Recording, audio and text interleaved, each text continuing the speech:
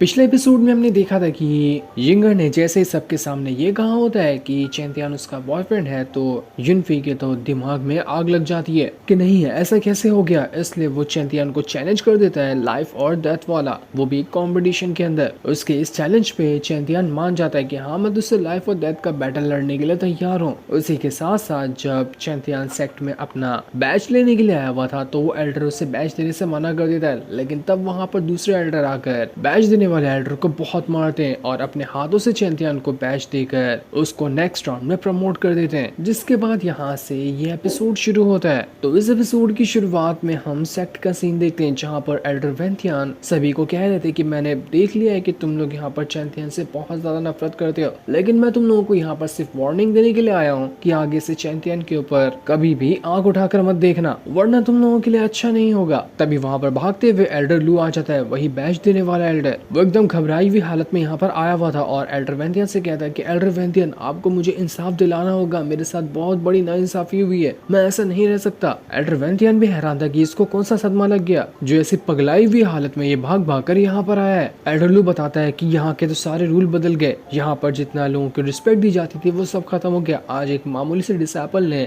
मुझसे इस तरह से बात की जिस तरह से आज तक मुझसे किसने बात नहीं की होगी। उसने मेरी सबके सामने बेइज्जती कर दी। मेरे एल्डर होने का क्या ही फायदा जब एरा कैरा डिसेबल ही आकर मुझे बेइज्जत करके चला जाता है। वो चैंतियान की बात कर रहा था। जब उस चैंतियान ने मुझसे इस तरह से बात करने की कोशिश की तो मैंने सोचा कि मैं उसे सेक्ट से बाहर निकाल दूं, लेकिन जैसे सेक्ट से बाहर निकालने वाला था वहाँ पर दूसरा एल्डर आ गया जिसने मुझे ये करने से रोक लिया और मुझे उल्टा मारा भी। आखिर ये कैसा इंसाफ है सेक्ट का, मुझे इंसाफ चाहिए, उसके बगैर मैं यहाँ से कहीं नहीं जाऊंगा। एल्डर वहाँ पर झूठ झूठ कहते हुए ये भी कहता है कि चैंतियान ने मुझे कुत्तों की तरह मारा, मेरे हाथ तोड़ दिए, मेरे पैर तोड़ दिए, मैं ऐसा लंगड़ा लंगड़ा के यहाँ पर आया हूँ, मुझे इंसाफ दिलाओ वरना मैं यहाँ पर से जाकर मर जाऊंगा। लेकिन एल्डर वेंथियन यहाँ पर मास्टर लू से कहता है, तुम्हें पता है एक चीज तो मैं यहाँ पर भूल ही गया, उस एल्डर ने यहाँ पर ये भी कहा था कि वो तुम्हें सेक्ट से बाहर निकाल देगा, वो भी तुम्हारी फैमिली के साथ। तो तुम यहाँ पर भागे भागे क्यों आए? तुम्हें तो सामान पैक करना चाहिए था ना, ताकि तुम यहाँ से भाग जाओ। जाओ जल्दी से अपनी फैमिली का सामान पैक करो, तुम्हें यहाँ से निकलना भी है। मास्टर लू को एकदम सदमा लग चुका था कि एल्डर वेंथियन को क्या हो गया, इनको किसने बता दिया कि मास्टर ने मुझे यहाँ पर ये भी ऑर्डर दिया था यहाँ से भगा जाने के लिए जब मैंने चैंतियान को सेक्ट से बाहर निकालने की कोशिश की थी। तो एल्डर वेंथियन मास्टर लू से कहता है कि तुम यहाँ पर एक अच्छे खासे इनर डिसेबल जिसने अपना राउंड जीता उसे बिला वजह ही गुस्से में आकर बाहर निकालने की कोशिश कर रहे थे, तो तुम्हारी तो यही सजा होगी। सेक्स से बाहर निकालना तो बहुत छोटी सी सजा है, तुम्हें तो और बड़ी सजा देनी चाहिए थी। जल्द से जल्द मेरी नजरों से दूर हो जाओ वरना मेरा पारा चढ़ गया तो मैं तेरी यहाँ पर जान ले लूंगा। मास्टर लू वहाँ पर वेंथियन के सामने गिड़गिड़ा रहा था कि एल्डर मुझे माफ कर दो, मुझसे बहुत बड़ी गलती हो गई, बस मुझे एक मौका दे दो, मैं आगे से कभी ऐसी गलती नहीं करूंगा, मैं यहीं पे रहना चाहता हूँ। लेकिन एल्डर वेंथियन कुछ नहीं सुनता और बिना कुछ सुने वहाँ से चला जाता है। उसके जाने के बाद बाकी एल्डर जो वहाँ पर मौजूद थे, जो वेंथियन और चैंतियान से भी बहुत ज्यादा नफरत करते हैं, तो वो सभी यहाँ पर आपस में ही प्लान बनाने लगते हैं कि यहाँ पर तो चैंतियान का बिल्कुल दीवाना हो चुका है एल्डर वेंथियन, न जाने उसके ऊपर उसने क्या ही जादू कर दिया। उसी की वजह से देखो उस एल्डर वेंथियन ने यहाँ पर मास्टर लू को भी इतनी बड़ी सजा दे दी, उसे अब बेचारे को यहाँ से बाहर निकाल कर फेंक दिया जाएगा। बहुत ज्यादा नाटक बढ़ चुका है एल्डर वेंथियन का,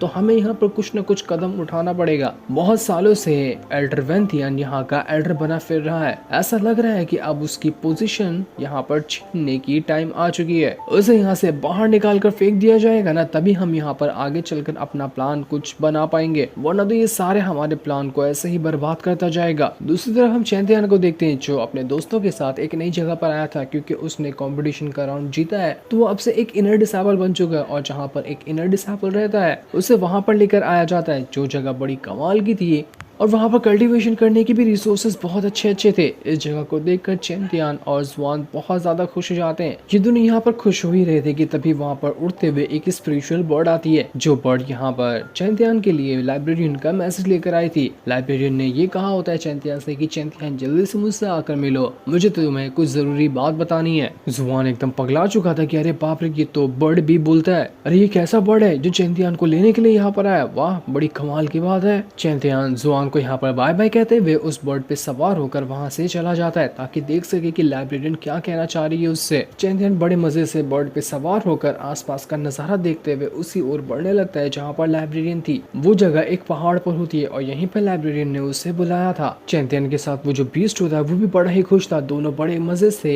इस सफर पे आगे बढ़ते जा रहे थे क्योंकि काफी दिन बाद चैंतियान ने इस तरह का कोई सफर एक्सपीरियंस किया था, तो वो इस सफर के पूरी तरह से मजे ले रहा होता है। तो वहीं लाइब्रेरियन जो थी वो आसमान में चैंतियान को उड़ता हुआ देख लेती है। उसे देखकर कहती है कि चलो चैंतियान यहाँ पर पहुंच गया। तो उसी के साथ साथ चैंतियान भी अब वहाँ पर जमीन पे आ जाता है क्योंकि वो बर्ड ने उसे यहाँ पर लाकर छोड़ दिया था। वहाँ पर आने के बाद चैंतियान लाइब्रेरियन उसके साथ ही और एक और बंदा होता है तो उसे ग्रीट करा था, लेकिन जब वो तीसरे बंदे को देखता है तो वो हैरान हो जाता है क्योंकि ये यिंगलाओ था, उसी कियोमी का साथी जिसने पहले भी चैंतियान की मदद की थी। चैंतियान को समझ नहीं आता कि यिंगलाओ यहाँ पर क्या कर रहा है। यिंगलाओ चैंतियान से कह रहा था कि मुझे यहाँ पर ना उतना ज्यादा टाइम नहीं है, तो जो भी बात होगी हम फटाफट से करेंगे क्योंकि मुझे अभी कुछ कल्टीवेशन करने के लिए जाना भी है। चैंतियान थोड़ा परेशान हो रहा था क्योंकि यिंगलाओ जहाँ से आता है वहीं पर तो उसके फादर भी रहते हैं और उसका घर भी वहीं पर है। चैंतियान को ऐसा लग रहा था कि कहीं मेरे घर पे कुछ गड़बड़ी ना हो गई हो, जिसके बारे में बताने के लिए यिंगलाओ यहाँ पर आया हुआ है। यिंगलाओ कहता तुम्हें पता है मैं कुछ टाइम पहले ना तुम्हारे घर के करीब से ही गुजर रहा था, तो मैंने देखा कि तुम्हारे घर पे तो सब कुछ नॉर्मल है, तुम्हारे फादर भी ठीक है, तुम्हारी फैमिली भी सही है, उनके अंदर कोई प्रॉब्लम नहीं है। जो सुनकर चैंतियान की जान में जान आती है कि चलो बहुत अच्छी बात है, मैं तो बिल्कुल डर ही गया था, आपका बहुत बहुत शुक्रिया जो आपने मुझे ये खबर ला कर दी। यिंगलाओ कहता है कि मैं इस चीज के लिए नहीं बल्कि मैं तुम्हें एक दूसरी चीज को याद दिलाने के लिए आया, क्योंकि तुम्हें पता ही होगा कि तुमने क्या वादा किया था कियोमी से। जो चीज देने का वादा किया था ना, उम्मीद है कि तुम उसे भूल नहीं गए होगे और जितना जल्दी हो सकेगा वो कियोमी को लाकर दे दोगे। चैंतियान कहता है बिल्कुल मुझे याद है कि मैंने उनसे क्या वादा किया था और मैं अपने वादे का बिल्कुल पक्का हूँ, मुझे जैसे टाइम मिलेगा मैं उनसे मिलकर उनका वो वादा पूरा कर दूंगा। अभी वो वादा क्या था वो तो अभी हमें नहीं बताया जाता, जिस पर यिंगलाओ मान जाता है और जाते जाते वो चैंतियान का जो बीस्ट था उससे कहते हुए जाता है कि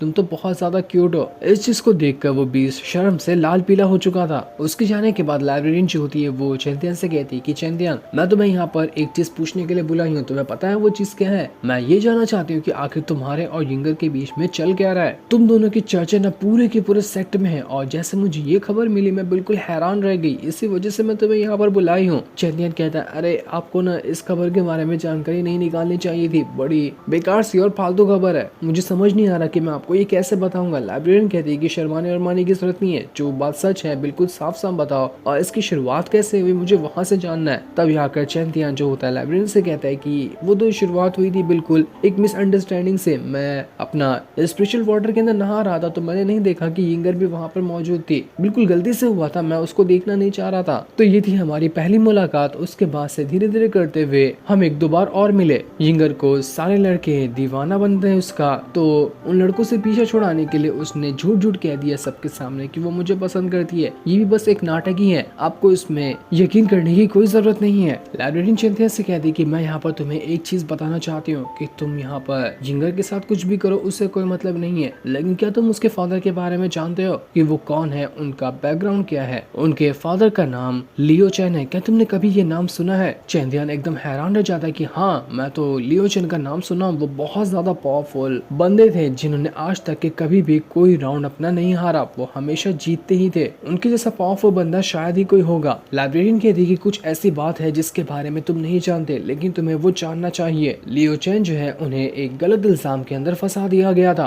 और उसके बाद से ही वो एक जगह पर कैद करके रख दिए गए हैं, लेकिन उन्हें अपनी बेटी की बहुत ज्यादा टेंशन है। वो हमेशा टेंशन में रहते हैं कि अगर उन्हें कुछ हो गया तो उनकी बेटी का क्या होगा। उसी के साथ साथ एक प्रिंस है जो कि यिंगर से शादी करना चाहता है, लेकिन वो प्रिंस अच्छा इंसान नहीं है, वो बहुत ही घटिया इंसान है। इसी वजह से यिंगर के फादर और ज्यादा परेशान है कि अगर उससे शादी हो गई तो जैसे उनकी जिंदगी ऐसे बर्बाद पड़ी है वैसे ही उनकी बेटी की भी जिंदगी हो जाएगी, तो वो कैसे भी करके ये शादी रुकवाना चाहते हैं। जो प्रिंस है जो यिंगर से शादी करना चाहता है वो असल में 9th रैंक का एक एल्केमिस्ट है, बहुत ही ज्यादा पावरफुल कल्टीवेटर, जिससे पीछा छुड़ाना इतना इजी काम नहीं होगा। उसके जैसे टैलेंटेड बंदे से शायद ही तुम कभी मिले होगे। चैंतियान कहता है मुझे आपकी बात थोड़ी समझ में भी आ रही है और थोड़ी नहीं भी समझ में आ रही है, अगर ये सब मैटर है तो उसमें मैं क्या ही कर सकता हूँ, आपने मुझे यहाँ पर क्यों बुलाया, मैं तो कुछ नहीं कर सकता। जिस पर लाइब्रेरियन कहती कि नहीं तुम कर सकते हो, और तुम क्या कर सकते हो तुम्हें पता है, तुम्हें यिंगर से शादी करनी पड़ेगी, अगर तुम उससे शादी कर लेते हो तो उसकी शादी कहीं और नहीं हो सकती। इस तरह से यिंगर की भी जान बच जाएगी और उसके फादर फादर की जो टेंशन है वो भी खत्म हो जाएगी, क्योंकि सबसे ज्यादा मुझे भरोसा तुम्हारे ऊपर ही है। और जब तुम दोनों की बात चली गई है हर जगह पर कि तुम दोनों एक साथ रिलेशनशिप में हो, तो टेंशन लेने की बात भी नहीं रहेगी, किसी को शक भी नहीं होगा और आसानी से तुम दोनों शादी कर सकते हो। चैंतियन एकदम हैरान रह जाते कि अरे यार ये कैसा ऑफर है, मैं ये कैसे कर सकता हूँ, ऐसे कैसे कोई थोड़ी सीधा शादी का ऑफर दे देता है। लाइब्रेरियन का साथी कहता है कि चैंतियन तुम्हें देखो, यहाँ पर अगर तुमने इस ऑफर के लिए मना किया और यिंगर की शादी उस प्रिंस के साथ हो गई तो बहुत बड़ी तबाही आएगी। उसके फादर लियो चेन भी पूरी तरह से बर्बाद हो जाएंगे, उसकी फैमिली खत्म हो जाएगी और यिंगर की भी जान जा सकती है। तो अब इतने सारे लोगों को बचाना तुम्हारी जिम्मेदारी है। तुम चाहो तो ये फैसला लो, या फिर इतने लोगों को मरते हुए देखना चाहते हो तो तुम वैसे ही जा सकते हो। चैंतियन इस चीज को सुनकर अपनी फैमिली की हालत याद करने लगता है कि उसकी फैमिली की भी ऐसी हालत हुई थी और कितने सारे लोगों को अपनी जान भी गंवानी पड़ी थी। इसलिए चैंतियन डिसाइड करता है कि ठीक है, अगर यही एक रास्ता है बचाने का तो मैं ये करने के लिए तैयार हूँ। मैं यिंगर की शादी होने नहीं दूंगा, चाहे इसके लिए मुझे किससे भी लड़ना क्यों ना पड़ जाए। जो दिन दिखाते ही